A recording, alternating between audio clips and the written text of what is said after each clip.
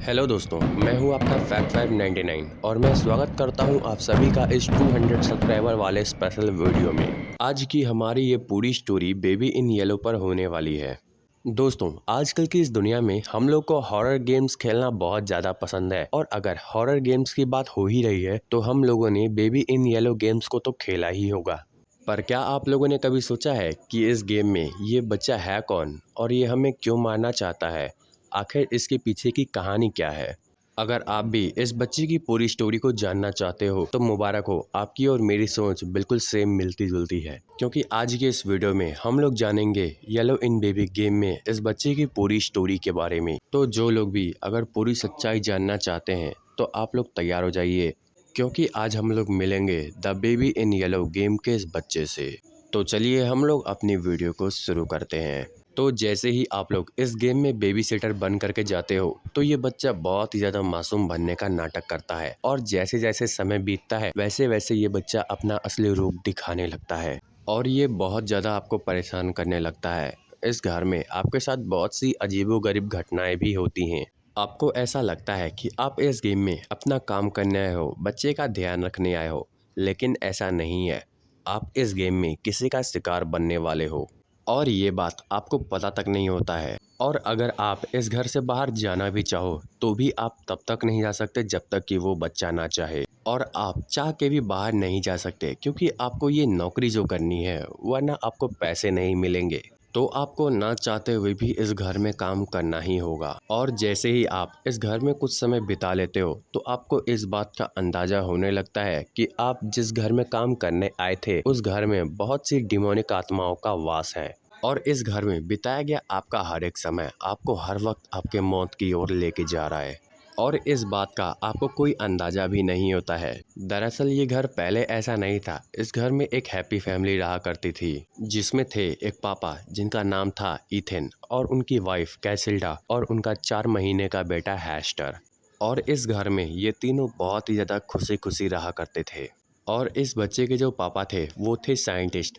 नहीं, वो कोई बड़े साइंटिस्ट नहीं थे। उनका एक छोटा सा लैब था और वो उसी में एक्सपेरिमेंट करते रहते थे और वो उस लैब में बहुत सी अजीबोगरीब चीज़ें बनाया करते थे। और उनका एक अजीब सा सपना भी था कि वो पेड़ों को जिंदा करना चाहते थे, यानी कि वो चाहते थे कि पेड़ उनसे बात करे और चल सके जैसे ह्यूमंस करते हैं। यार पता नहीं किसी के दिमाग में ऐसा अजीबोगरीब ख्याल कहाँ से आ जाता है। मुझे तो लगता है ये इथेन से करके शायद एक्सपेरिमेंट करता है। और इस बच्चे की जो मम्मी थी वो एक पेंटर थी, यानी आर्टिस्ट थी, और वो ज़्यादातर अपने काम के सिलसिले में बाहर ही रहती थी। और इस बच्चे का ध्यान एक रोबोट रखता था जिसका नाम था न्यूट। ये रोबोट बच्चे का भी ध्यान रखता था और ये बच्चे के पापा के एक्सपेरिमेंट में भी मदद करता था, यानी 2 in 1 था ये। और इस चीज़ की भी इसे बहुत अच्छी कीमत मिलती है। अब एक दिन होता ये है कि इथेन एक ऐसे केमिकल को बनाता है जो पेड़ों को जिंदा तो नहीं कर सकता है लेकिन इंसानों को पेड़ जरूर बना सकता है। भाई मतलब ये सही है यार, अगर पेड़ों को जिंदा ना कर सको तो इंसानों को ही पेड़ बना दो। भाई मैं सच बता रहा हूँ यार, अगर मैं यूट्यूबर नहीं होता ना तो मैं इसको माँ की गाली दे देता। मेरे लिए कोई बड़ी बात नहीं है ये। मजाक कर रहा हूँ यार, बुरा मत मानना। अब तुम लोग को इस वीडियो में आगे पता चलेगा कि ये आदमी कितना बड़ा बेवकूफ़ है। इथेन ने इस केमिकल को बनाकर अपना सपना पूरा कर ही लिया था, क्योंकि अब वो फाइनली पेड़ों को चलता हुआ देख सकता था और उससे बात भी कर सकता था, भले ही वो इंसान ही क्यों ना हो। इथेन ने इस केमिकल को बना तो लिया था पर उसके पास इस केमिकल के टेस्टिंग के लिए कोई इंसान नहीं था, तो उसने खुद के ही ऊपर इसकी टेस्टिंग कर ली। हाँ तो अब पता चला, इसलिए मैं इसे बेवकूफ़ कह रहा था। मैं सच बता रहा हूँ यार, इसकी जैसा जड़बुद्धि आदमी मैंने अपनी ज़िंदगी में कभी नहीं देखा। खैर, इथेन ने खुद के ऊपर जिस केमिकल की टेस्टिंग की थी वो केमिकल ही इसके ऊपर भारी पड़ गया, क्योंकि इस केमिकल का इतना ख़राब रिएक्शन हुआ कि इससे इथेन की पूरी स्किन ही ख़राब हो गई और वो अपना चेहरा किसी को भी दिखाने लायक नहीं रहा। उस केमिकल के वजह से इथेन का चेहरा भले ही खराब हो गया था लेकिन उसका दिमाग अब भी बहुत तेज चल रहा था और इथेन इतने पर भी बाज नहीं आ रहा था। फिर उसने एक और केमिकल बनाया जो पहले वाले केमिकल से और भी ज़्यादा एडवांस और शानदार था, क्योंकि पहले वाले केमिकल के रिएक्शन से इथेन को जो प्रॉब्लम हुई उससे वो समझ चुका था कि पहले वाले केमिकल से उसे कुछ पावर्स मिली हैं। तो उसने अपने रिसर्च को और भी ज़्यादा आगे बढ़ाया और उसने सोचा कि अगर इस केमिकल को किसी छोटे से बच्चे के अंदर इंजेक्ट कर दिया जाए तो वो समय के साथ साथ बड़ा होता जाएगा और इस केमिकल के हिसाब से खुद को एडजस्ट कर लेगा। फिर इथिन उस केमिकल को बना तो लेता है, लेकिन वो अपने ही बच्चे को चुनता है इसके टेस्टिंग के लिए। लेकिन ये काम इथिन खुद से नहीं कर सकता था, वरना उस बच्चे की जो माँ थी कैसिल्डा, वो इथिन का बैंड बजा देती।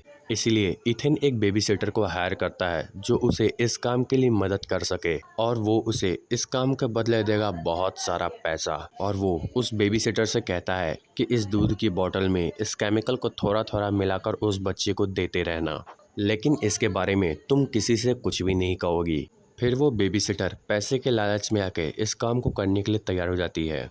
फिर वो बेबी सिटर बच्चे को वो केमिकल देना शुरू कर देती है, जिससे बच्चे के शरीर में उस केमिकल का रिएक्शन होना शुरू हो जाता है। यानी कि जब आप बच्चे को गेम में दूध पिला रहे होते हो तो आप भी वही काम करते हो जो उस बेबी सिटर ने किया था। उस केमिकल के वजह से बच्चे को कुछ ऐसी पावर्स मिल जाती हैं जो वो किसी भी चीज़ को बिना छुए हिला सकता है और एक जगह से दूसरी जगह टेलीपोर्ट हो सकता है, जो हमें इस गेम में देखने को मिलता है। जब वो बच्चा शरारत करता है तो वो बच्चा अपने पावर से बेबी सिटर को परेशान करने लगता है। फिर बेबी सिटर इथिन से जाकर इसकी शिकायत करती है, तो इथिन कहता है कि तुम इन सभी चीज़ों पर ध्यान मत दो, तुम सिर्फ अपने पैसे पर ध्यान दो, घर में जो कुछ भी हो रहा है उस पर नहीं। फिर जब बच्चे की माँ को पता चलता है कि उसके बच्चे के पास सुपर पावर्स हैं तो उसकी माँ बहुत ज़्यादा हैरान होती है, लेकिन वो इस बात से खुश भी होती है कि उसके बच्चे के पास सुपर पावर्स हैं। लेकिन वो इस बात से अनजान रहती है कि घर में जो कुछ भी हो रहा है इन सभी के पीछे बच्चे के पिता इथिन का हाथ है। लेकिन इस बच्चे के अंदर एक ऐसा पावर था कि ये बच्चा दूसरी दुनिया के दरवाजों को खोल सकता था, जिससे दूसरी दुनिया के डिमोनिक आत्माएं इस दुनिया में आ जाती हैं और वो इस बच्चे के शरीर पर अपना कब्जा कर लेती हैं। और अब ये बच्चा और भी ज़्यादा खतरनाक हो जाता है और ये अपनी शक्तियों से सभी को मारने की कोशिश करने लगता है। अब इस बच्चे का मकसद लोगों को परेशान करना नहीं, बल्कि उन्हें मारकर उनकी आत्माओं को दूसरी दुनिया में भेजने का था। और इसके लिए उस बच्चे का सबसे पहला शिकार बनती है वो बेबी सिटर, जिसने उस बच्चे को वो केमिकल दिया था। वो बच्चा अपनी माँ को भी मार देता है और जैसे ही वो अपने पिता को मारने जाता है तो उसके पिता अब समझ जाते हैं कि उनका मासूम सा बच्चा अब एक इविल किड बन चुका है। इसीलिए कहते हैं दोस्तों, जैसी करनी वैसी भरनी। यानी कि अगर आप किसी के साथ बुरा करोगे तो आपके साथ भी बुरा ही होगा, अच्छा नहीं। फिर उसके पिता इस सब चीज़ों से बहुत ज़्यादा डर जाते हैं और वो अपनी बनाई हुई लैब में जाकर छिप जाते हैं। लेकिन वो बच्चा अपने पिता को ढूंढते हुए लैब तक आ जाता है और वो अपने पिता को ढूंढ लेता है। फिर उनका बच्चा कहता है कि डरो मत, मैं तुम्हें नहीं मारूंगा, तुम्हें मेरे लिए एक छोटा सा काम करना होगा कि तुम्हें मेरे लिए बहुत सारे इंसानों को यहाँ पर लाना होगा, जिन्हें मैं मारकर उनकी आत्माओं को इस पोर्टल से दूसरी दुनिया में भेज दूंगा। इथिन अपनी जान बचाने के लिए इस शर्त को मान लेता है। और आप लोग को तो याद ही होगा कि मैंने वीडियो में कहा था कि आप इस गेम में बच्चे का ध्यान रखने के लिए नहीं आए हो, बल्कि आप इस बच्चे का शिकार बनने के लिए आए हो। मतलब कि जब आप इस गेम को ऑन करोगे तो आप बनोगे उस बच्चे का वो अगला शिकार। तो अब आप लोग समझ ही गए होंगे कि इस गेम में इस बच्चे की जैसी हालत है, इसके पीछे इसके घर वालों का ही हाथ है।